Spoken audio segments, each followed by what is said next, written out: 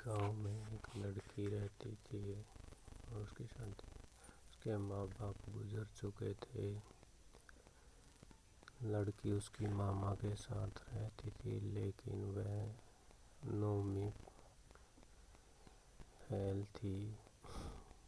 वह एक लड़के को देखती है जिसे वह पसंद करता है और उनकी शादी हो जाती है। हमारी बहू भले ही कम पढ़ी लिखी है, लेकिन लाखों में एक है। सही कहती हो। पड़ोस वाले शर्मा जी अपनी बहू से बड़े परेशान हैं। उनकी कोई बात ही नहीं सुनती।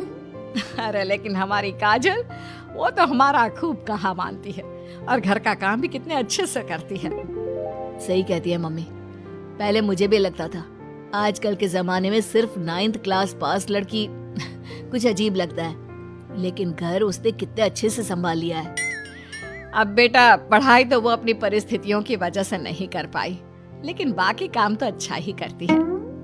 अच्छा मम्मी, शाम को मेरे ऑफिस के दोस्त और उसकी वाइफ घर पर आ रहे हैं काजल से मिलने के लिए।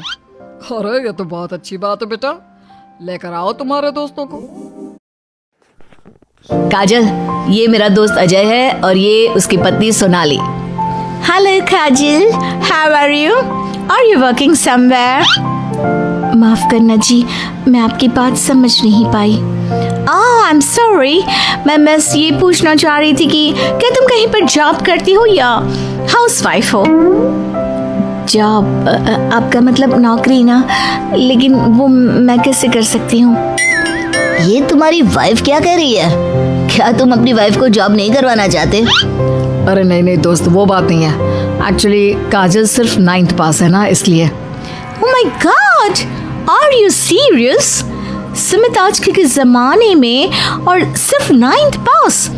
आजकल तो गांव की लड़कियां भी कॉलेज की पढ़ाई पूरी करती है। काजल, क्यों पढ़ाई नहीं की तुमने? बस मेरे सामने कुछ ऐसी प्रॉब्लम थी जिसकी वजह से मैं पढ़ाई नहीं कर पाई जी। सुमित को अपने दोस्तों के सामने बड़ा अजीब लगता है कि उसकी पत्नी सिर्फ 9th क्लास पास है। काजल को बहुत पसंद करता था। लगता है इनको इनके दोस्त के सामने बहुत अपमान जैसा महसूस हो रहा है। मुझे आगे की पढ़ाई करनी चाहिए। कम से कम 10वीं पास करना तो बहुत ज़रूरी लगता है। अगले दिन मम्मी जी, मुझे आपसे कुछ ज़रूरी बात करनी थी जी। हाँ बोलो बेटा, क्या बात है? मम्मी जी, दरअसल मैं ना 10वीं क्लास की पढ़ाई करना चाहती हूँ। 10वीं पास करना चाहती हूँ। लेकिन बेटा, अब घर के इतने सारे काम, जिम्मेदारियों के बीच तुम 10वीं की पढ़ाई कैसे करोगी?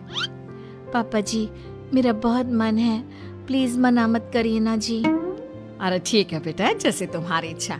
तुम 10वीं का फॉर्म भर दो। काजल खुश होकर चली जाती है और 10वीं का फॉर्म भर देती। मम्मी, क्या आपने सच में खुश होकर काजल को आगे की पढ़ाई करने की परमिशन दे दी? मेरा मतलब है, वो पढ़ाई करेगी तो घर का सारा काम, जिम्मेदारी कौन संभालेगा?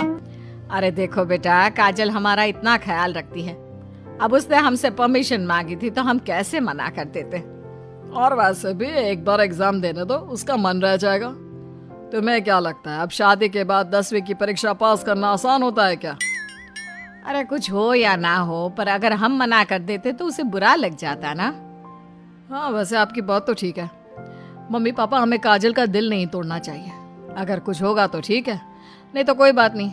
वैसे भी एग्जाम पास करना बहुत मुश्किल सी बात है। 1 महीने बाद मुझे 10वीं का एग्जाम देना था, लेकिन एक प्रॉब्लम है। अरे क्या हुआ बेटा, बताओ मुझे। मम्मी जी, मैं प्रेग्नेंट हूँ और ऐसी हालत में मुझसे पढ़ाई और काम दोनों चीजें नहीं हो पा रही है। अरे कोई बात नहीं बेटा, तुम अंदर कमरे में जाकर आराम करो, हम कुछ सोचते हैं। काजल के जाने के बाद मैंने कहा था ना, इसे अपने मन की कर लेने दो। हम मना करते तो बेकार में बुरा मान जाती। अब प्रेग्नेंट हो गई है, पढ़ाई तो वैसे ही नहीं कर पाएगी। सही कहती हो तुम, लेकिन मुझे लगता है कि बहू का 10वीं पास करने का बहुत मन था। मम्मी, उस दिन जब मेरे दोस्त घर पर आए थे ना, तो मैंने काजल का चेहरा देखा था। वो बहुत उदास हो गई थी। शायद उन लोगों के सामने खुद को काफी नीचा महसूस कर रही थी। अरे लेकिन बेटा, हमने तो परमिशन भी दे दी ना। अब प्रेगनेंसी और घर की जिम्मेदारियों के चलते कैसे सबको संभालेगी?